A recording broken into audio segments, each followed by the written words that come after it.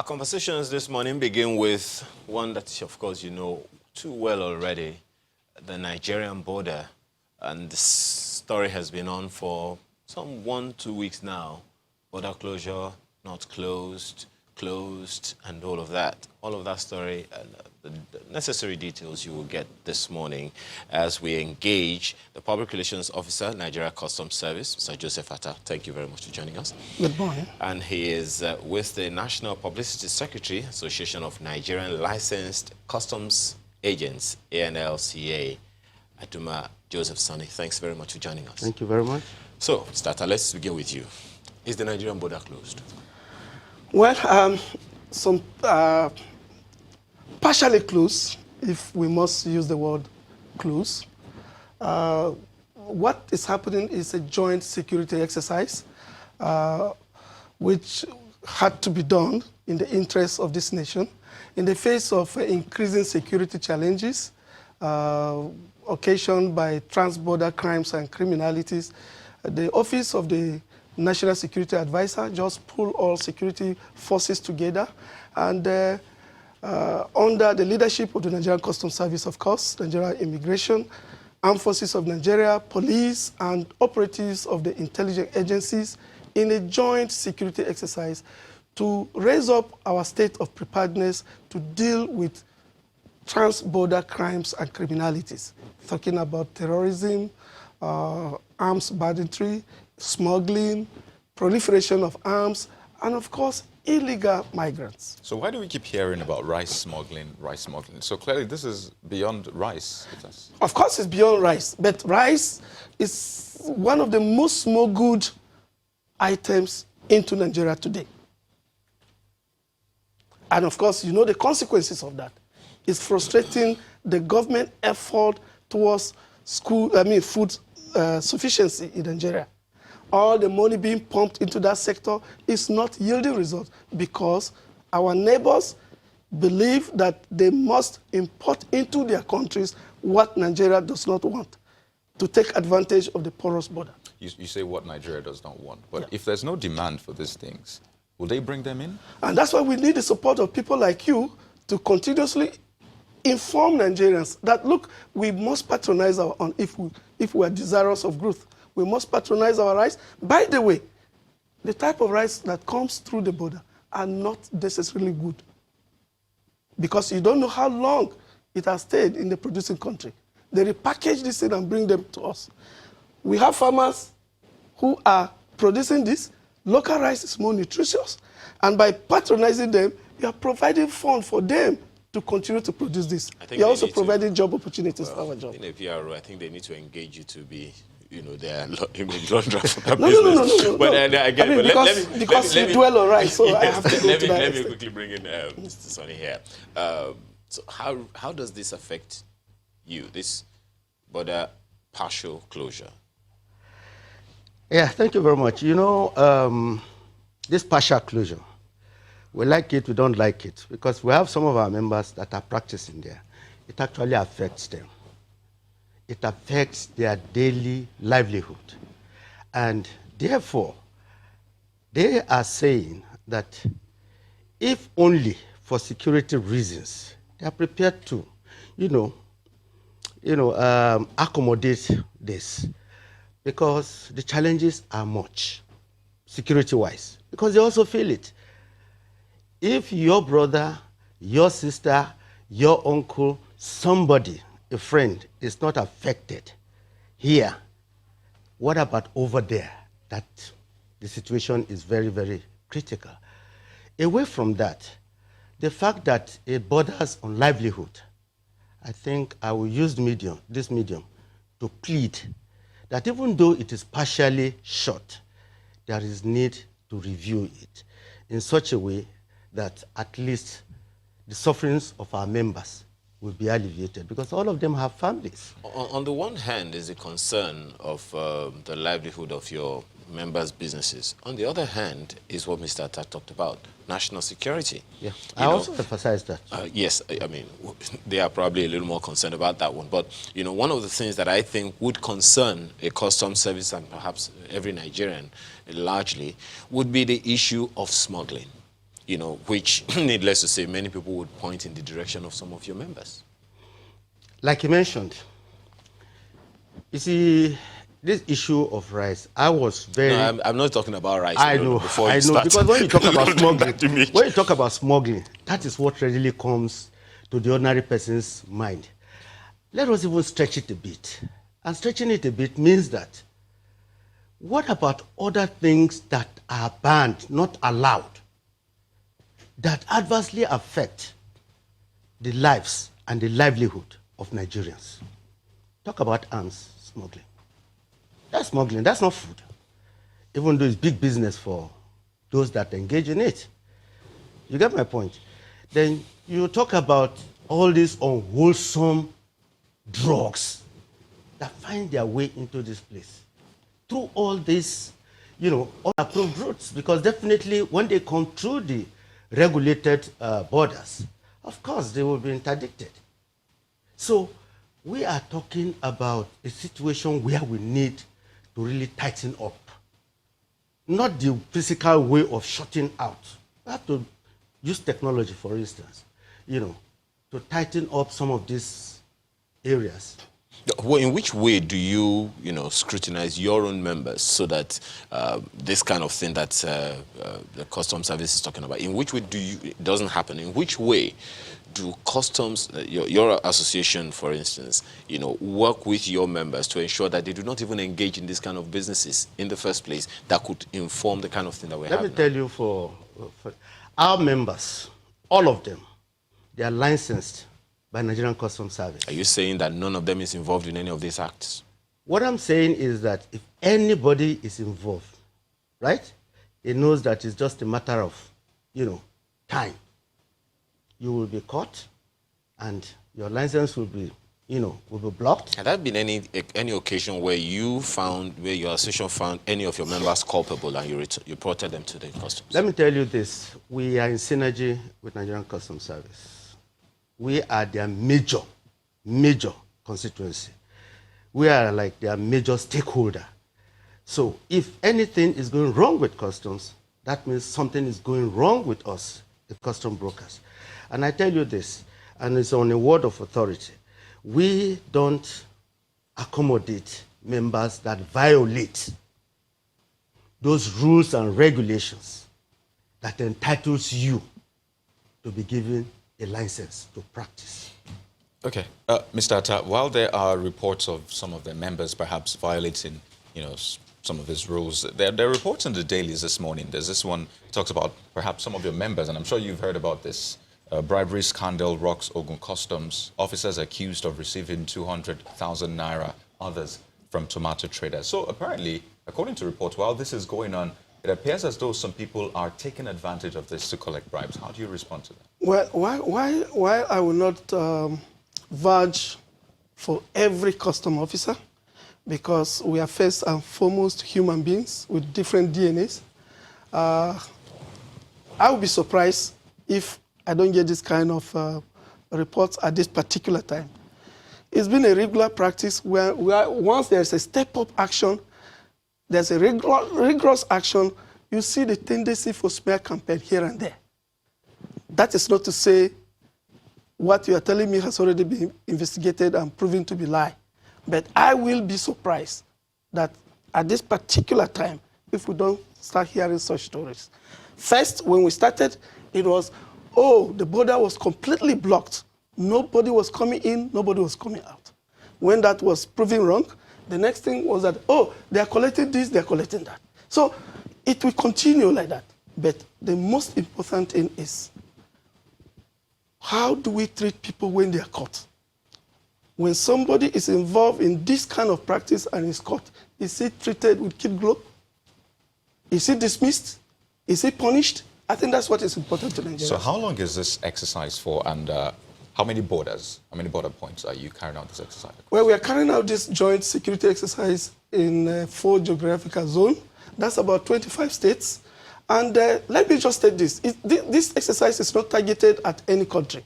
It's not focused on any border station. And I want to give credit to Channels Television.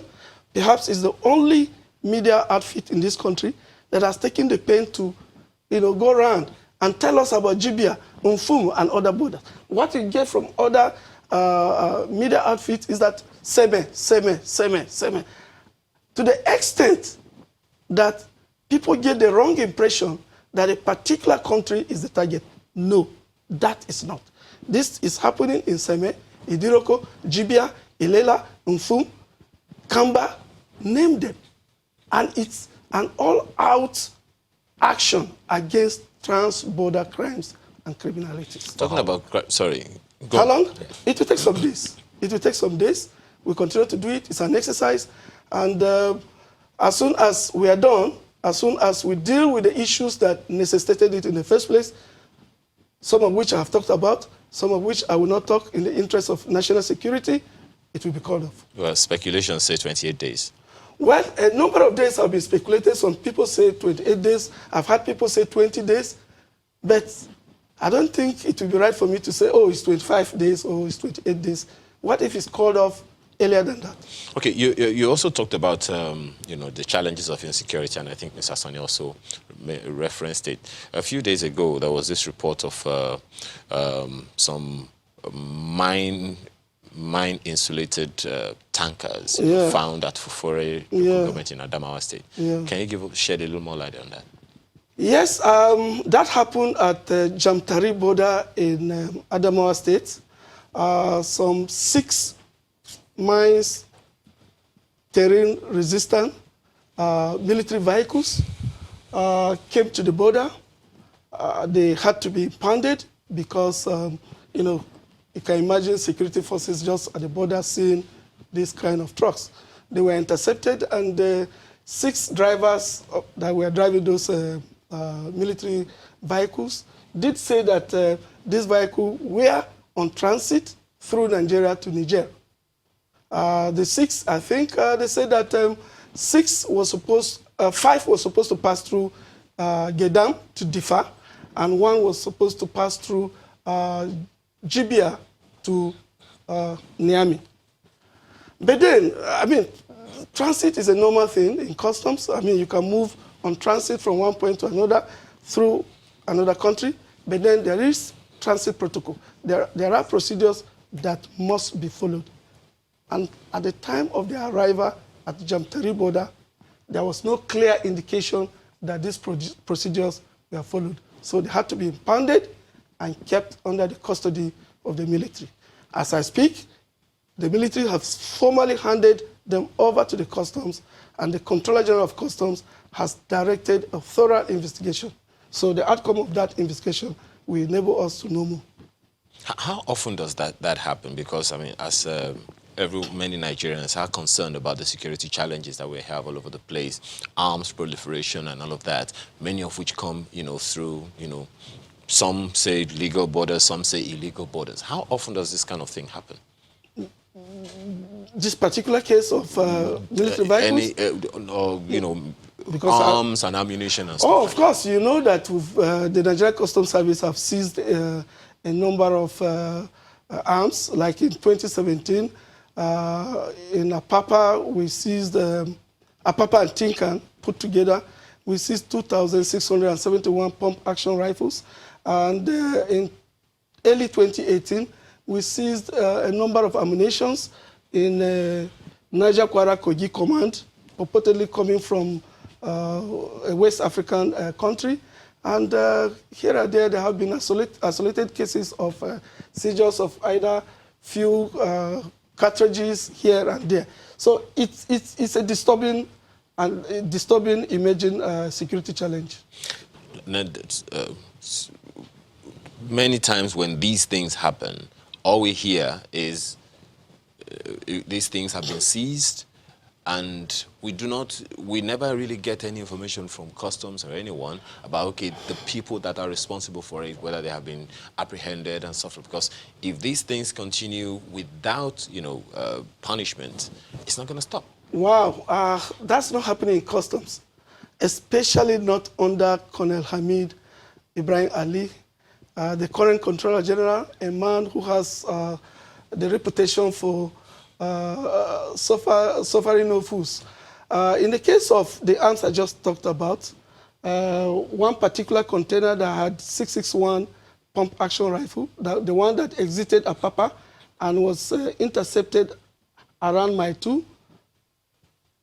5 officers were dismissed, not because they were involved in the direct importation or anything, but because in the course of investigation, there were reasons to believe that they did not exercise due diligence either in the process of examination or processing documentation and all that. They were not just dismissed, but handed over for prosecution. And they are being prosecuted in the Federal High Court in Lagos, and the case is there up to today. Then the 7 officers that intercepted that container around Mile 2 were promoted and decorated with new ranks. That tells you that we have a regime that will instantly punish you and reward you for doing the right thing. How about the importers? Of course, when we are talking about officers being prosecuted, of course they are prosecuted along with those arrested, those behind the importation. Mr. Atta, we'll get back to what will happen after this operation. I mean, we're looking forward. Mark even asked that when the borders are open, I mean, what would happen? But we'll get back to that. So, Mr. Sanni, in that report I mentioned earlier, now there was this report about auctioning of items that were brought in. And, you know, a lot of people protested, according to the reports we're getting. So I'd like to ask you, is this true? I mean, are some of your members not happy, for example, with, you know, the auctioning on one hand, and some of the difficulties they go through usually when they try to bring in goods into the country? Correction. In that report, there is no mention of any clearing agent involved, or as we want to call ourselves now, customs brokers. None. But let me seize this opportunity because somehow I spoke to somebody about 2 days ago. I think that report came out about 2 days ago. And I happened to be in a conference, and I met a lady who is an agriculturalist and an exporter also. She now explained what transpired because she had the opportunity to speak with the Oba of that area, and she knows the Oba. And what the Oba explained is that, look, they grow tomatoes there, but at the same time, you know, Nigerians, these foreign goods, just the way they grow, you know, tomatoes across the border. So there was a kind of misunderstanding. Okay? That's what she explained, because she actually asked the Oba what really transpired. So when she explained this thing, and my mind just went back to the issue of rice. Like he said, our rice is nutritious. Everything we grow in this country is nutritious. And far, far better than anything you want to bring from anywhere else. So that tomato issue, I will tell you, I think it was just a misunderstanding, and there was nothing much more than that. Okay. There's a lot more to ask about these imported items, but I think Markwe has some questions from you in Abuja. Markwe. Well, I know that Mr. Atta has said that he's not going to give the full details for the reason of the border closure. But, you know, one of them is smuggling, from what we can gather. I'm just a little curious as to how the closure of the borders will stop smuggling. Oh, how the closure of the border will stop smuggling? First, let me say that it's not a total closure. I think we should be careful with the use of the word closure, because as we speak, people can go out and come in as long as you have valid documents. So it's not a total closure, but you could be right to say it's a partial closure. How smuggling will stop?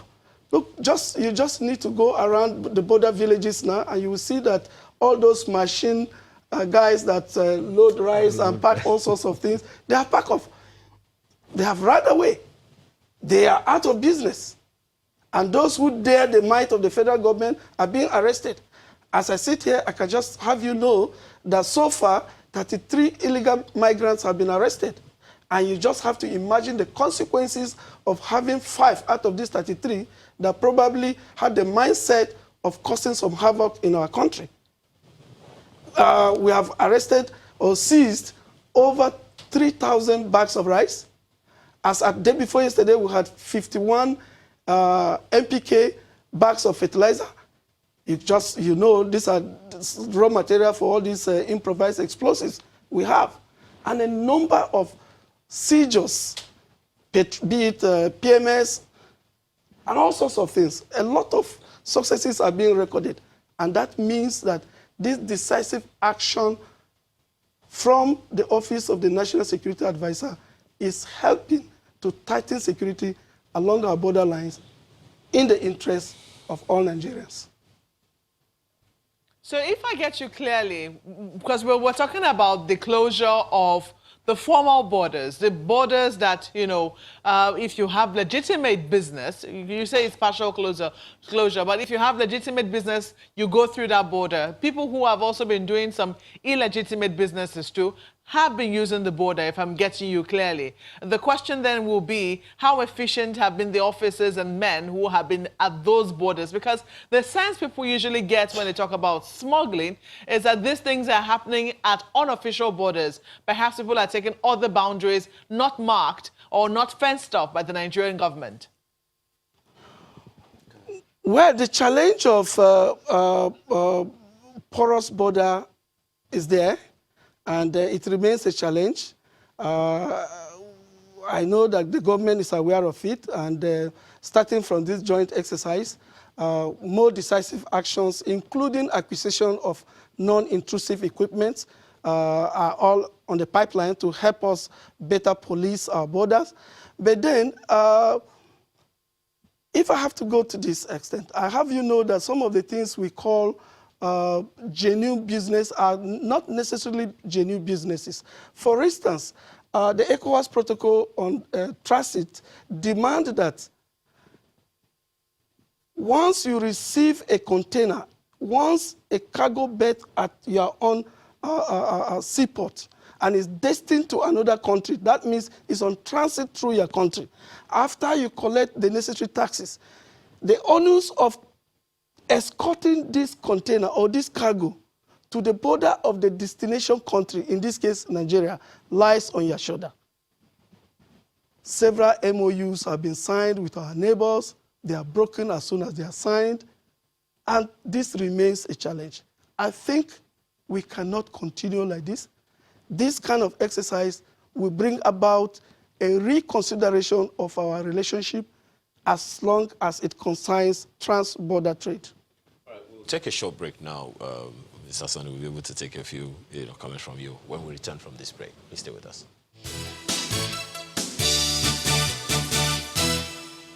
All right, still with us on this joint border patrol being carried out from the Office of the National Security Advisor. But there's a response to one of the questions that Malkwe asked earlier. Yes, Mr. Sanni. Yeah, thank you very much. In my earlier discourse here, I said, look, we should be able to step up, rather than this physical closure.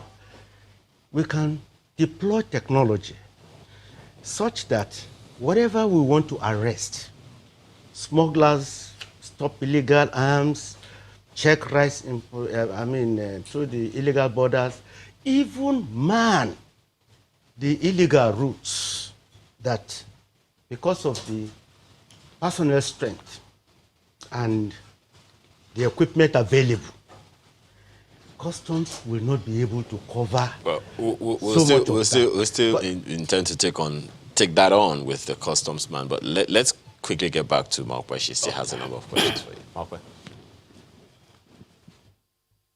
Well, yes, indeed. I think Mr. Atta was responding to something I raised about the illegitimate routes. I mean, most people usually think that smuggling happens through those routes, rather than through the borders, the formal borders, which people are aware of. How do you then marry this with the ECOWAS protocol? I know that you have talked about goods meant for other countries need to be escorted and all the MOUs that you have signed, which oftentimes are not respected. But what about the general movement of people and goods through the borders? For instance, the people whom we saw in Katsina, in Jibia there, who had perishables, how do we, justify that in the light of the ECOWAS protocol? Well, as I said, movement of persons are allowed. You can go in and come out as long as you have your passport, you have your national ID, and I understand that the ECOWAS biometric card has also been added onto the list, just to widen the scope of the list that people can use to pass. So people are passing freely. As regards goods, an exercise of this nature is bound to have some kind of consequences on or disruption, if you like, on how people move and maybe how people carry their goods here and there. But that is one of those things that has to be entertained in the interest of the country. Some of those sacrifices are things that every patriotic Nigerian will have to bear, since this is being done in the interest of national economy and security. Look, people talk about businesses, and I said this. Yes, it's good to do business because you need to have money to fend for yourself, but you have to be alive to be able to do business. And any action that is targeted towards making you and members of your family safe, I think should be a priority and be respected. Now, when the seizures are made, Mr. Attack, now there are allegations. In fact, I was going through social media now and I saw people making comments and saying, when the seizures are made sometimes, there are officials of the customs that find a way to reintroduce, these items back into the market and, they make money off it. How do you respond? Well, I think that's the most ignorant and ridiculous comments people have made.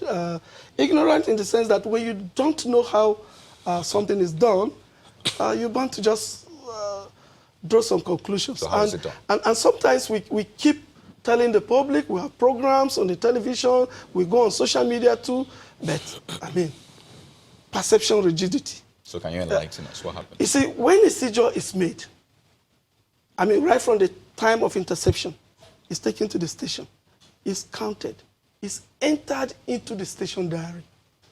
Now, whoever is the station officer takes it over. When he's closing, he hands it over. Would you want to be the officer that will come in the evening? The initial entry was 100, and this person handing it over to you is saying 95. Will you put your hand? So what happens? You will not. So that process continues, and then the legal unit, and of course, investigation will commence. Though if there are arrests, if there are suspects, of course, they'll be detained, eventually granted bail, and the case will be charged to court. The court eventually comes out with its own verdict, either sentencing the person to jail.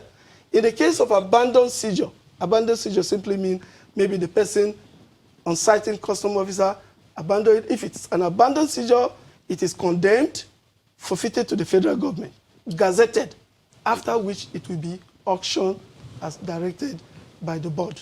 So this is the procedure. Okay. Now, there is this concern that we've had, that everyone is talking about it as well, and Mr. Sanni has also mentioned.